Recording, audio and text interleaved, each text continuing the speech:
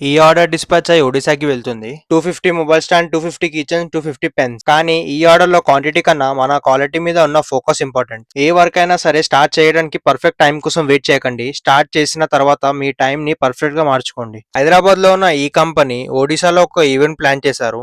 ఆ ఈవెంట్ కి స్పెషల్ గా 750 కస్టమర్స్ కిచెన్స్ ప్రొడక్ట్ మన దగ్గర ఆర్డర్ ఇచ్చారు.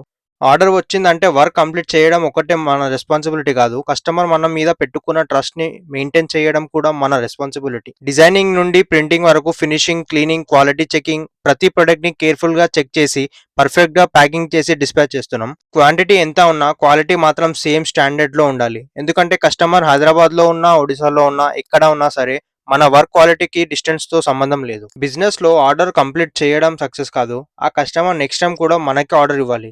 అదే రియల్ సక్సెస్. ఇవాళ 250 ప్రొడక్ట్స్, రేపు 2500 ప్రొడక్ట్స్ అవ్వచ్చు. స్మాల్ గా స్టార్ట్ చేయండి, క్వాలిటీతో గ్రో అవ్వండి. ఒక రోజు మీ వర్కే మీ ఇంట్రడక్షన్ అవుతుంది. పర్ఫెక్ట్ ఆపర్చునిటీ కోసం వెయిట్ చేయకండి, మీ దగ్గర ఉన్న స్కిల్స్ తో స్టార్ట్ చేయండి. సక్సెస్ అంటే ఓవర్ నైట్ లో వచ్చేదే కాదు, ప్రతిరోజు చేసే స్మాల్ ఇంప్రూవ్మెంట్స్ తో బిల్డ్ అయ్యేది. ఒక ఆర్డర్, ఒక కస్టమర్, ఒక ఆపర్చునిటీ, ఇవన్నీ కలిసి మన జర్నీని ముందుకు తీసుకువెళ్తాయి.